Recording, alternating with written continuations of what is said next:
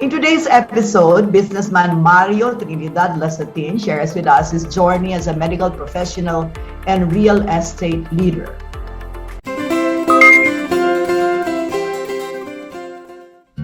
There comes a point in our lives when we had to choose between two things.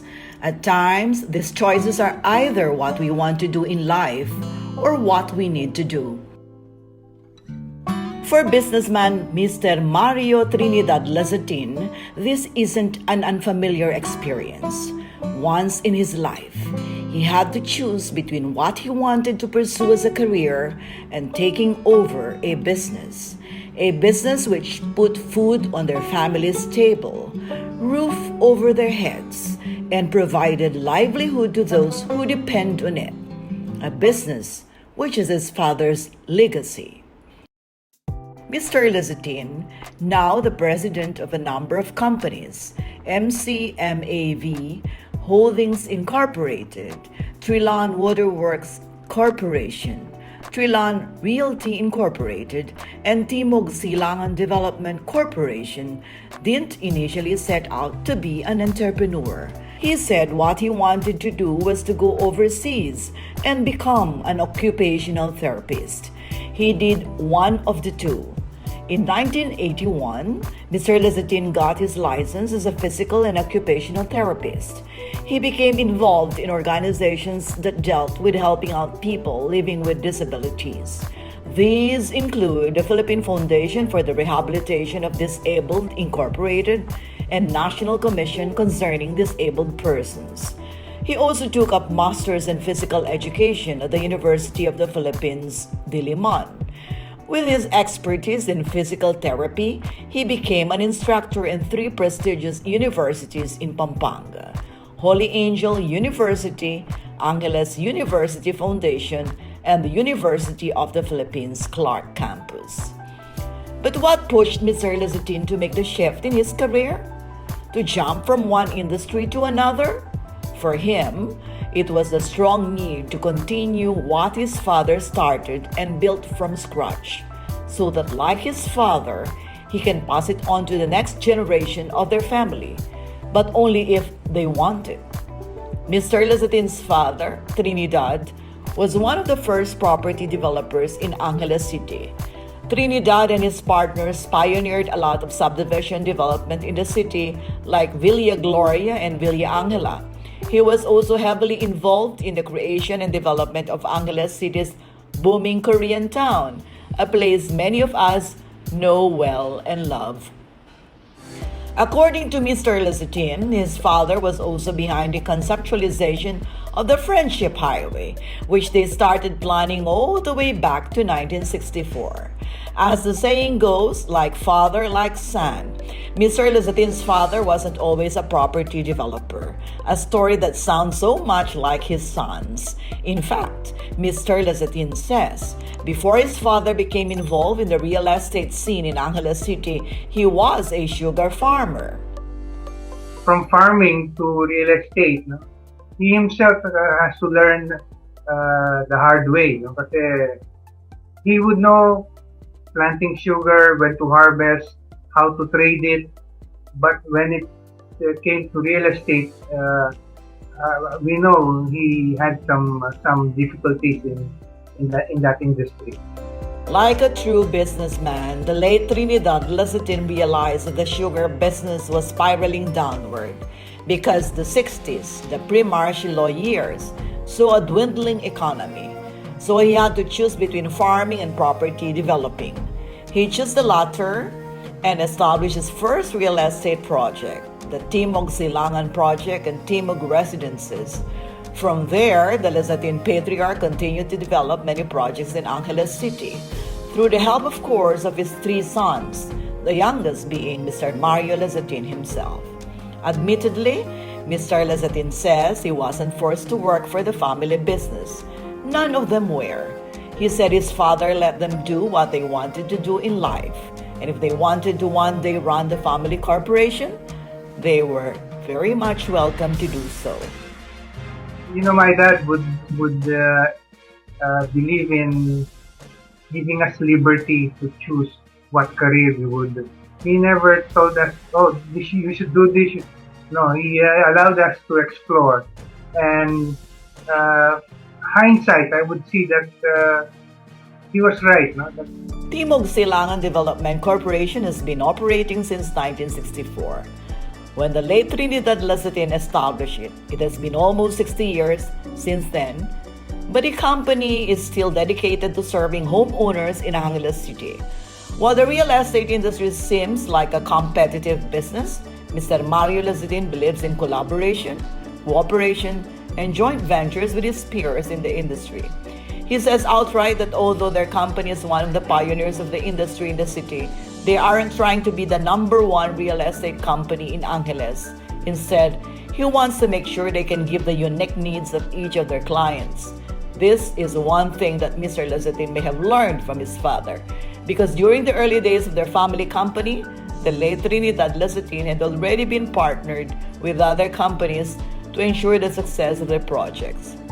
For Mr. Mario Lazatin, this kind of cooperation is important, especially because developers like him believe that real estate in Angeles City is unique, primarily because it has a wide and diverse market: workers, expats, permanent residents, tourists, and more. Apart from this, he also believes that now more than ever, businesses should come together to weather the storm that is the pandemic. Today, Mr. Mario Lazatin keeps himself busy as the head, not just of his own family, but the businesses with which his own father entrusted him. For almost 4 decades, he has been leading these companies through their triumphs, success, and most importantly, struggles and challenges, no matter what they are and no matter the magnitude. Through the teachings of his father and the lessons he learned together with his 2 older brothers, Mr. Lazatin has braved through the storms that came in his life as a businessman, most notably the Mount Pinatubo eruption. Almost 3 decades after Mr. Trinidad Lazatin established the Timog Silangan Corporation, his youngest son, Mario, had to face one of the biggest challenges any business owner in Pampanga or Central Luzon had to overcome in the 90s. The Mount Pinatubo eruption, which left hundreds dead and thousands homeless. Properties were destroyed and everyone left town to safety. It wasn't only roofs that collapsed, but the local economy as well. Many were left unemployed, houses were destroyed, and businesses closed down. Mr. Lazatin says the real estate industry in Angeles City would not recover for another 10 years. So they had no choice but to brave through the heavy ashes, literally and figuratively. They had no other option but to wait it out. So they did. He did. For 10 long years. In the wake of Mount Pinatubo eruption, the real estate industry seemed hopeless, with residents and business owners packing up their bags to leave town. But those who remained were rewarded. during the Pinatubo, I think that was worse because all the values of the properties were really hit rock bottom. You know? And at the same time, the perception of some of the people at the time was that Angeles could not survive. But after 10 years, we saw that Angeles and Clark were even better. We have more employment. There is more demand for housing. In the Pinatubo episode, we just had to wait, you know, and then we knew that the market will also will be returning, but it took a while, you know, for 10 years. Fortunately, the waiting paid off because after an entire decade, Pampanga, Angeles City, and Clark especially got back on their feet. Clark, which was once a military base, is now one of the Philippines' premier business hubs, while Angeles City, a melting pot of cultures, is a highly urbanized city. Mr. Lazatin also survived through the Asian financial crisis in the late 90s and the housing bubble burst of 2008. Now he's trying to keep their companies afloat amidst the ongoing pandemic, supporting not just his father's legacy, but the livelihood of all the employees as well. For my family, we think of this pandemic as a short stop to realize, to think, what are the next plans. Not to say, oh, natamaan tayo, no? Even our workers, we did not lay off anybody. We did not downgrade any salary, nor did we stop their benefits. We continued as if there is no pandemic, though our government has some regulation on working hours and working capacity. But for us, we invested in our people. We invested. Sure, we're losing money, but we believe that this investment is worthwhile. That they will be suffering this pandemic more than we will. Over the course of his career as a property developer, Mr. Mario Lazatin has learned a lot of lessons from experience, from colleagues, from mistakes. He hopes to pass these learnings on to his 4 children. But like his father, he isn't one to force them to follow the footsteps of their elders. Instead, he wants them to carve their own path, like what he did before finally finding his own way to the real estate industry. Just like his father, Mr. Lazatin wants his children to be free, to be whoever they want to be in life, just as long as they become productive members of the community. And he is confident they are. If they somehow end up wanting to be involved in the family business, Mr. Lazatin says he will welcome them with open arms, teach them, and allow them to make mistakes that will only make them wiser.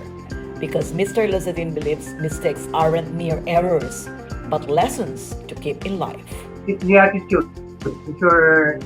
If you can master and be aware that getting failures are part of this learning process, then you won't be discouraged.